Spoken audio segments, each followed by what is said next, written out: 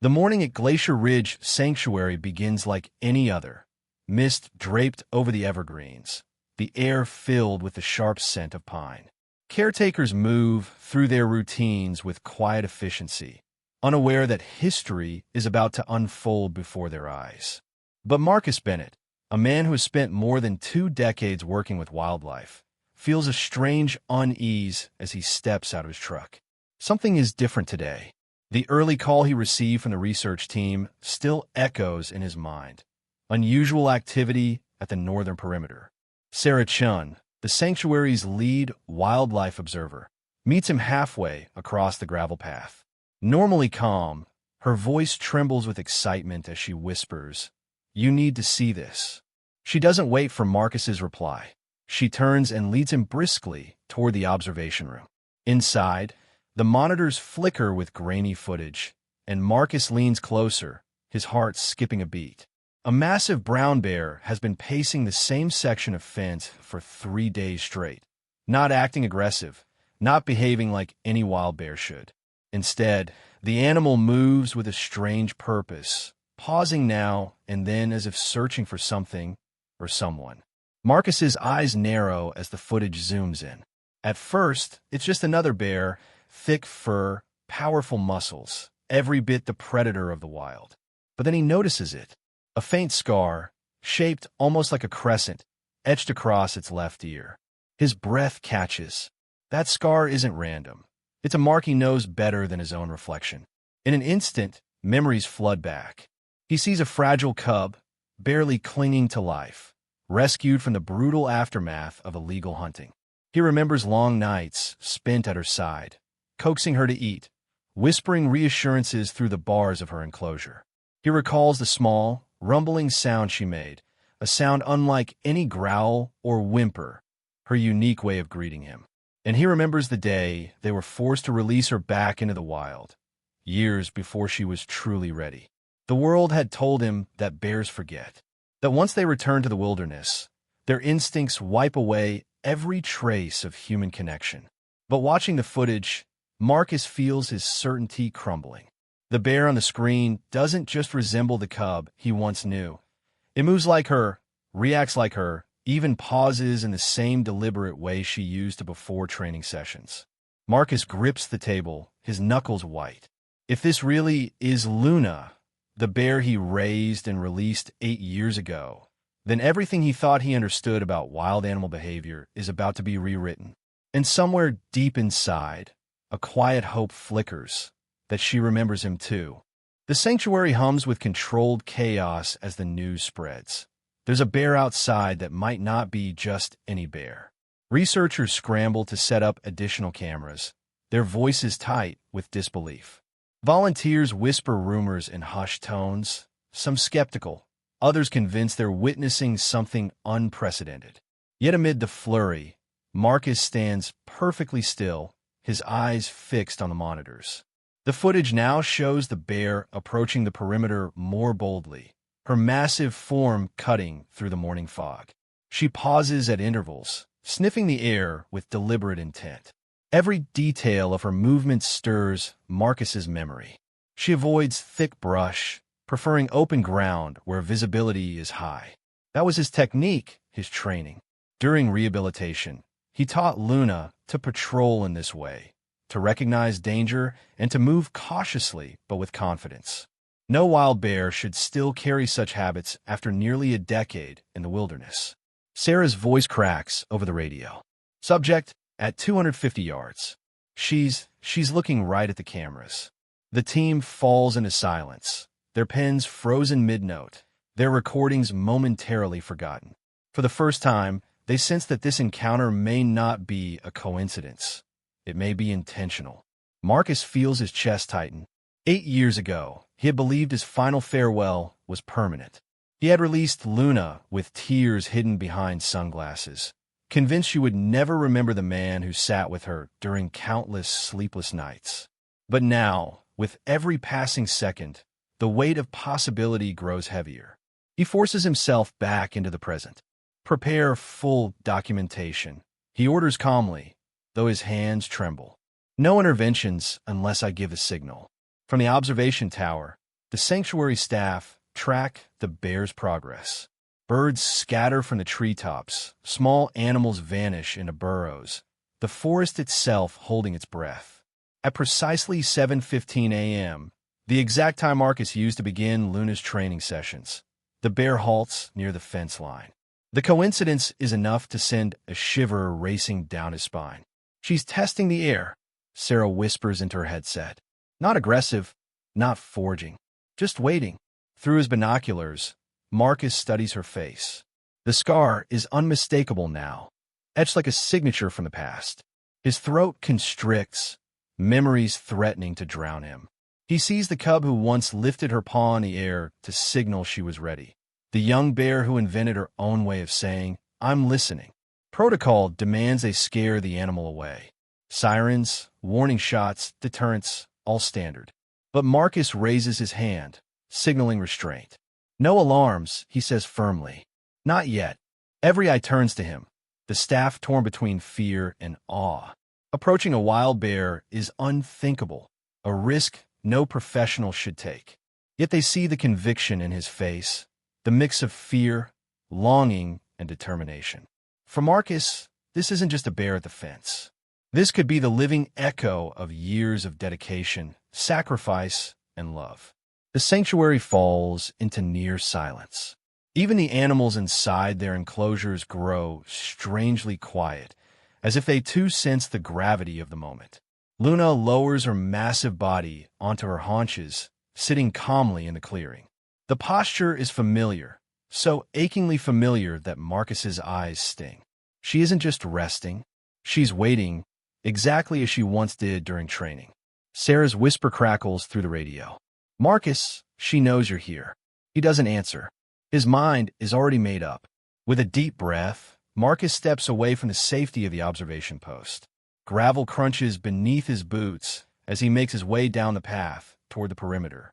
Staff exchange frantic glances, their hands hovering over radios, torn between following protocol and trusting what feels like destiny.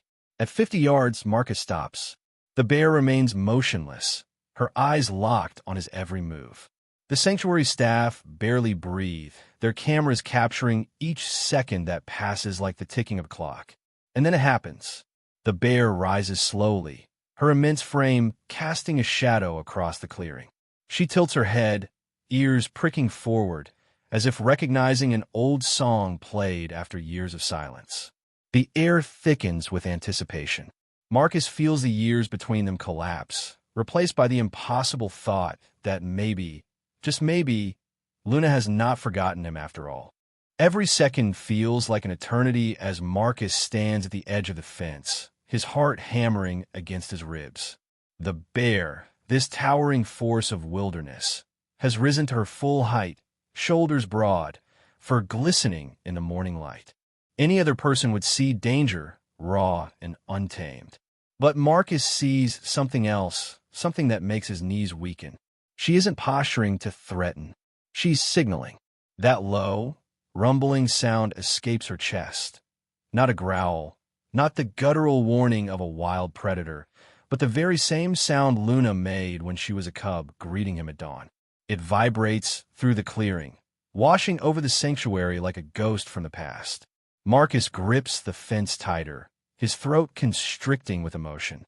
"She's vocalizing," Sarah whispers urgently through the radio. "Not typical, not aggressive. This is recognition." The staff watches in silence, their disbelief etched into every wide-eyed stare. Cameras were softly capturing angles, lenses focusing on details that scientists will debate for decades. But for Marcus, there's no scientific detachment left. His world narrows to the massive creature before him, her amber eyes locked to his. And then Luna moves, not with the chaotic unpredictability of the wild, but with the precision Marcus knows all too well. She lowers her body back on her haunches and carefully extends her right paw, holding it just above the ground. The gesture is deliberate, exact. Marcus gasps. 8 years ago, she had invented that gesture during their early training sessions. Her signal to show she was ready, her way of communicating, "I'm listening," I'm here. Against all logic, against every rule of nature, she's doing it again. A murmur ripples through the observation deck. Dr. Thompson, the sanctuary's lead researcher, can barely form words. Subject is demonstrating a learned behavior after nearly a decade in the wild. Impossible. Absolutely impossible. His recorder trembles in his hand, his tone torn between awe and terror. Marcus cannot move. His eyes brim with tears as he takes in the sight. This is no coincidence. This is memory. This is connection. The bear rises again, this time moving along the fence with deliberate grace. Her steps mirror the very patrol routes Marcus once taught her to use when scanning new territory. Left to right, slow, methodical, always pausing to check her surroundings before advancing. Every detail aligns perfectly with their old routines.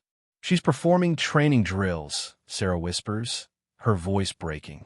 The team scribbles furiously, some shaking their heads in denial, others leaning forward in stunned silence. Wildlife protocols, textbooks, decades of accepted science. Every law is unraveling before their eyes. Marcus feels the weight of it all pressing down on him. The bond he thought had been severed was alive, pulsing through every careful movement of this magnificent animal. It wasn't just survival that shaped her in the wilderness. It was memory. And memory meant connection. Luna halts directly across from him, just a few feet beyond the fence. Her eyes glint with recognition, her head tilting slightly the way she used to when waiting for his voice. Without thinking, Marcus speaks. Luna. The name carries across the clearing, soft but steady, filled with every ounce of hope and longing he has carried for years. For a moment, nothing happens. Then a miracle. The bear makes that rumbling sound again, deeper this time, resonating with a note of familiarity so sharp that Marcus feels tears spilling down his cheeks. Slowly, almost ceremoniously, she repeats the gesture, raising her paw, holding it steady at chest height. The sanctuary staff collectively gasps, several clutching their mouths, others shaking their heads in disbelief. Dr. Thompson's voice cracks through the radio. This rewrites everything we know about animal cognition. Long-term memory, emotional recognition, cross-species connection. This is unprecedented. But Marcus doesn't care about science right now. He doesn't care about the research or the cameras. All that matters is that after 8 long years, Luna remembers him. For nearly an hour, the interaction continues. Luna doesn't seek food. She doesn't threaten. She doesn't behave like a wild animal testing boundaries. Instead, she demonstrates behavior after behavior from her rehabilitation days. Each one a message, each one a thread of connection woven across time and wilderness. She walks the fence line in perfect patterns. She pauses at precise intervals, sniffing the air, acknowledging Marcus with subtle movements. Every gesture carries intention, as if she's saying, I remember. I have not forgotten. The sanctuary falls into a hushed reverence. Some staff members cry openly. Others record, their hands trembling as they realize the magnitude of what they're witnessing. This isn't just a reunion. It's proof, living, breathing proof, that the bonds formed between human and animal can defy time, instinct, and even the vastness of the wild. And then, just as the morning sun climbs higher, Luna does something that breaks every heart watching. She rises tall on her hind legs, lifts her paw in the exact farewell gesture Marcus had taught her years ago, the one she used at the end of every session. Marcus's legs nearly buckle beneath him. Tears blur his vision. It's her way of saying goodbye, of acknowledging the bond that still lingers, even as the wilderness calls her back. With a slow, deliberate grace, Luna turns and retreats into the trees. She pauses once at the edge of the forest, casting one final look over her shoulder. The light catches her scar, a glimmering reminder of their shared history, and then she is gone, swallowed by the shadows of the wild. Silence engulfs the sanctuary. Cameras lower. Radios crackle with unanswered words. Marcus remains frozen, his hands still pressed to the fence, as though he could hold onto her presence a moment longer. In that silence, everyone knows they have witnessed something extraordinary, something that will change not only science, but their very understanding of memory, love, and the mysteries that bind humans to the wild. The silence that followed Luna's departure clung to the sanctuary like a heavy fog. No one moved for several minutes, as if afraid that even the smallest sound might shatter the fragile enormity of what had just occurred. Then, slowly, voices began to stir. First whispers, then overlapping questions, then a hurried clatter of radios and recorders springing back to life. Dr. Thompson removed his glasses and rubbed his eyes, his voice thick with disbelief. In 30 years of wildlife research, I have never seen, never imagined something like this. His hands trembled as he clicked his recorder back on, but the professional detachment he normally carried had cracked wide open. His words quivered not just with scientific fascination, but with raw, human awe. Sarah leaned against the railing of the observation tower, her usually composed demeanor shaken. She remembered him, she whispered. She remembered him after 8 years. Her statement wasn't for the record, not for the data logs. It was the voice of someone who had just witnessed the impossible and had no idea how to make sense of it. The research team, trained to maintain objectivity, found themselves caught between duty and emotion. They scrambled to catalog every detail, timestamps, behaviors, vocalizations, gestures. They downloaded the footage, secured multiple backups, and scribbled frantic notes into logbooks. Yet behind the scientific urgency, the tremor of wonder was undeniable. They all knew the truth.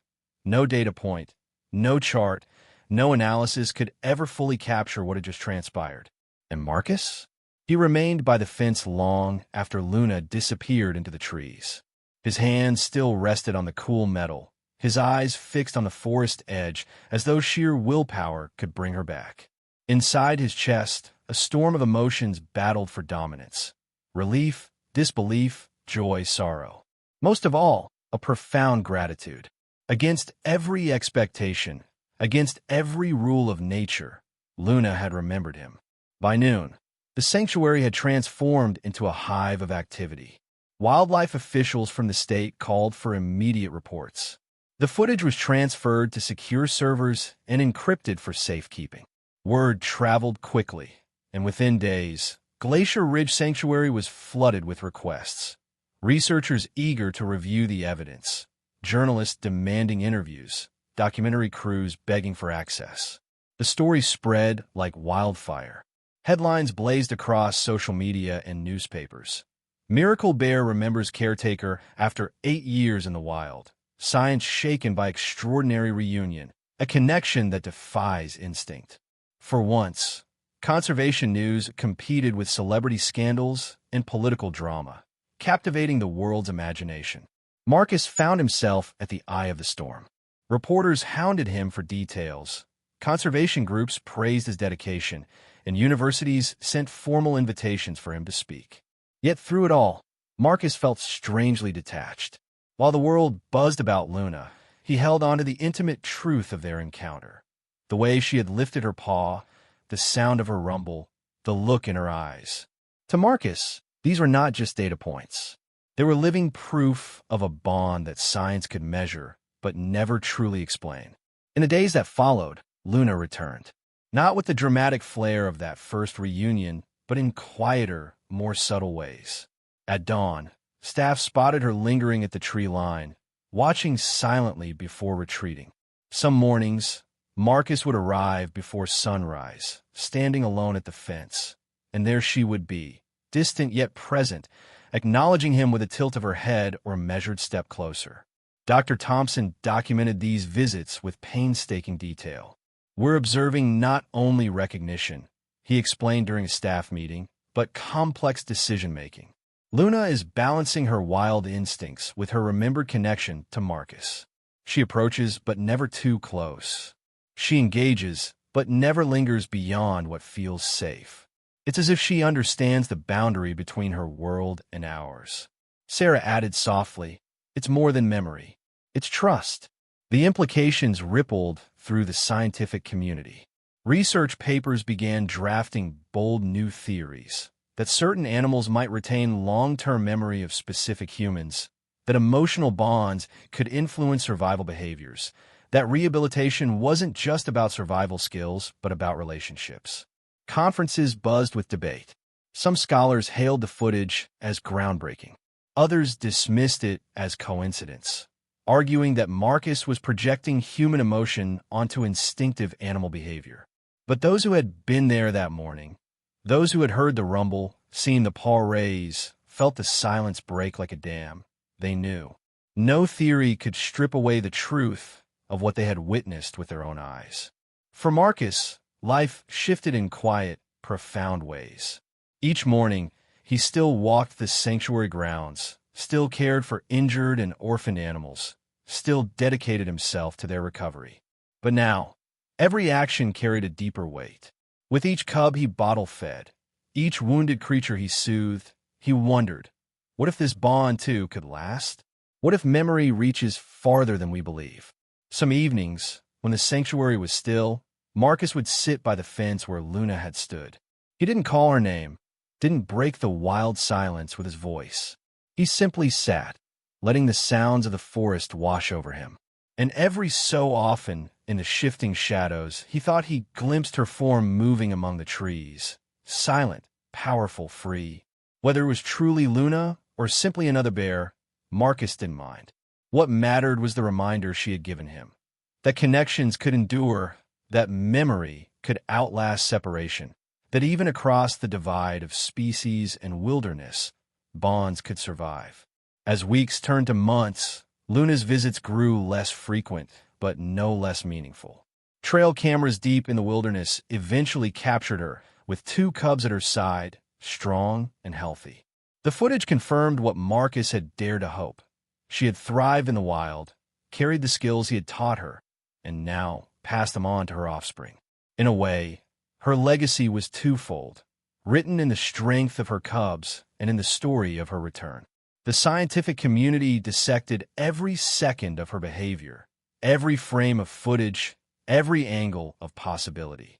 But for Marcus, the true meaning lay beyond charts and graphs. It was in the way she had looked at him, the way she had remembered. It was in the paw lifted in farewell, the sound carried across the years. And so, while the world debated science, Marcus carried something simpler, yet infinitely more powerful. The unshakable truth that Luna had not forgotten him.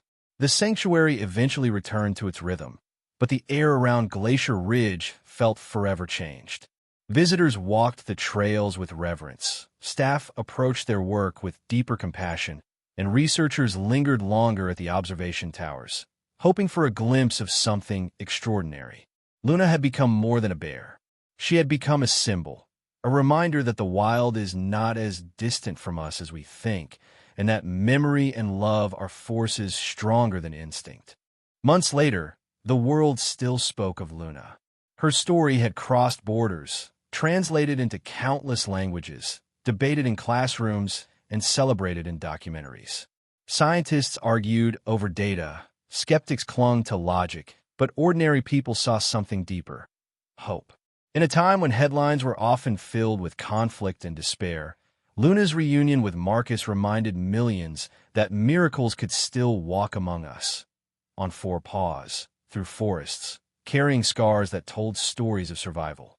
For Glacier Ridge Sanctuary, life never fully returned to normal. Researchers arrived from around the world, eager to study not just Luna, but the very idea of memory and emotional connection in wildlife.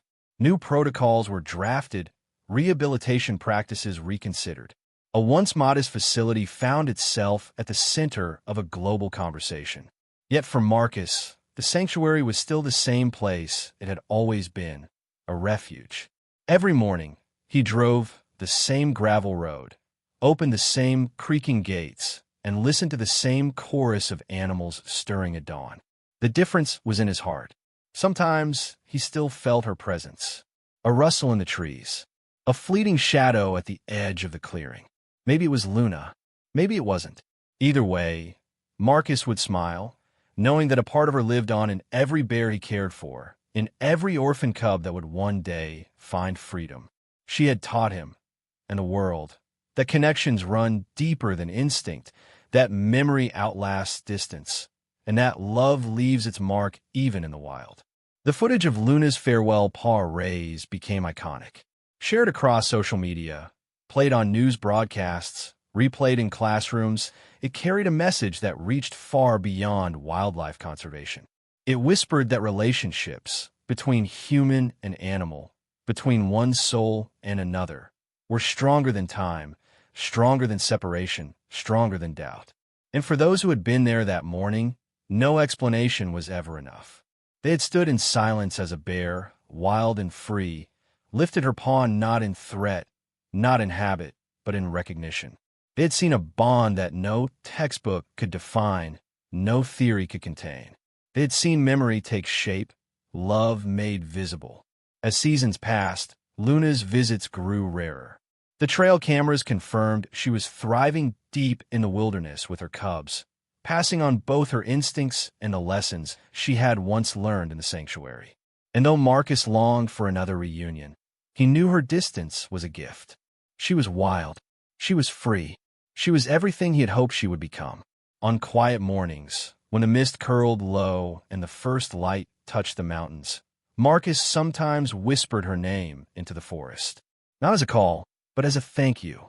A thank you for the nights she had pulled him through exhaustion. A thank you for the paw she had lifted in recognition. A thank you for reminding him, and the world, that extraordinary bonds are real. Because Luna's story was no longer just about a bear. It was about all of us, about the unseen threads that connect us to each other, to the wild, to the mysteries we cannot explain. And sometimes, those threads pull tight across years and distance, bringing us back to moments that leave us speechless, forever changed.